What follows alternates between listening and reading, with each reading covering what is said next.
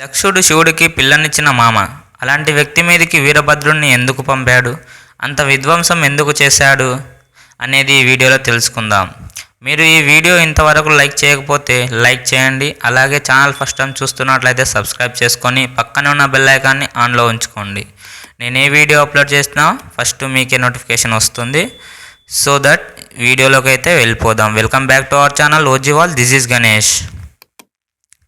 దక్షుడు యజ్ఞం చేస్తున్నాడు. ఆ యజ్ఞానికి అందరినీ ఆహ్వానించాడు, కానీ శివుణ్ణి మాత్రం ఆహ్వానించలేదు. దక్షుడు శివుణ్ణి ఎందుకు ఆహ్వానించలేదు అనే విషయం గురించి తెలుసుకోవాలి అనుకుంటే ఈ వీడియోకి లైక్ చేసి అలాగే కామెంట్స్ చేయండి. ఆ విషయం తెలిసిన సతీదేవి శివుడి దగ్గరికి వెళ్ళి మా నాన్నగారు యజ్ఞం చేస్తున్నారు, మనం కూడా వెళ్దాం అని అడుగుతుంది. దానికి శివుడు పిలవని పేరంటానికి వెళ్తే అపవాదాలు అపనిందలు వస్తాయి, వెళ్ళకూడదు అని చెప్తాడు. దానికి సతీదేవి ఉండిపోలే, యజ్ఞం చేస్తున్నది మా నాన్నగారు, పిలవకపోయినా వెళ్ళే హక్కు నాకు ఉంది అని చెప్పి సతీదేవి వెళ్తానంటుంది. దానికి శివుడు అలాగే వెళ్ళు అని చెప్తాడు. ఇక్కడ మీకు చిన్న వివరణ, ఇది గొల్లపూడి వారు రాసిన శివపురాణంలోని వివరణ మాత్రమే. సో మీరు ఇతర కథలతో పోల్చుకొని కన్ఫ్యూజ్ అవ్వద్దు. అక్కడికి వెళ్ళిన సతీదేవి జరుగుతున్న ప్రదేశంలో ఉన్న వారందరినీ చూసి నిందిస్తుంది. దిక్పాలకులను, విష్ణువును, బ్రహ్మని అందరినీ చూస్తుంది. దానికి సతీదేవి అందరినీ ప్రశ్నిస్తుంది.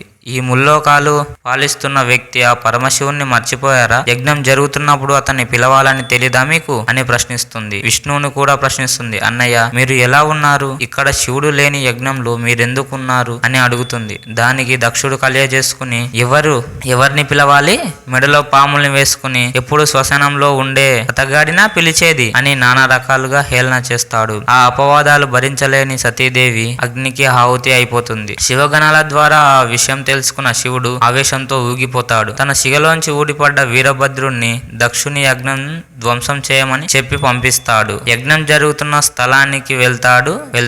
అక్కడ ఆకాశవాణి హెచ్చరిస్తుంది, ప్రళయం వస్తుంది, వెళ్ళిపోండి అని. పట్టించుకోకుండా అలానే ఉంటాడు. వీరభద్రుడు వచ్చే వేగానికి దుమ్ము ఆకాశాన్ని అంటింది. ఒక్కసారిగా శివగణాలు అన్ని యజ్ఞం చేస్తున్న వాళ్ళపై దూకారు. దొరికిన వారిని దొరికినట్టు కొడుతున్నారు. ఎటు చూసినా శివాలు కనబడుతున్నాయి. వీరభద్రుడికైతే అడ్డే లేదు. తన అగ్ని బాణాలతో చిరరేగిపోతున్నాడు. దిక్పాలకులందరినీ కొట్టాడు వీరభద్రుడు. వెనక్కి తగ్గకుండా వాళ్ళ వాహనాలు అధిరోహించి పారిపోసాగారు దిక్పాలకులు. అది చూసిన దక్షుడు విష్ణువు దగ్గరకు వెళ్లి, ప్రళయం నుంచి నువ్వే కాపాడగలవు అని వేడుకుంటాడు విష్ణువును దక్షుడు. అది చూసిన విష్ణువు ఇలా అన్నాడు, వీరభద్రుడు ఏమైనా సామాన్య వ్యక్తి అనుకుంటున్నావా? ఆ మహాశివుని అంశతో పుట్టినవాడు, అతన్ని ఆపడం నా వల్ల కాదు అంటాడు విష్ణు. సో ఫ్రెండ్స్, ఈ స్టోరీ ఇంకా ఉందన్నమాట. మీరు ఈ వీడియో రెస్పాన్స్ చూసి నెక్స్ట్ వీడియో అయితే చేస్తాను. అక్కడ విష్ణు వీరభద్రుడు కలహం ఉంటుంది, అలాగే దక్షుడిని శపించడం, ఇలాంటి ఎన్నో మరి ఇంట్రెస్టింగ్ వీడియోస్ ఉంటాయి. సో మీరు మన ఛానల్ని సబ్స్క్రైబ్ చేసుకొని మీరు కామెంట్స్ చేయండి, నేను వీడియో అయితే చేస్తాను. సో ఇది ఇవాళ మన వీడియో. అంతవరకు థ్యాంక్స్ ఫర్ వాచింగ్. జై హింద్.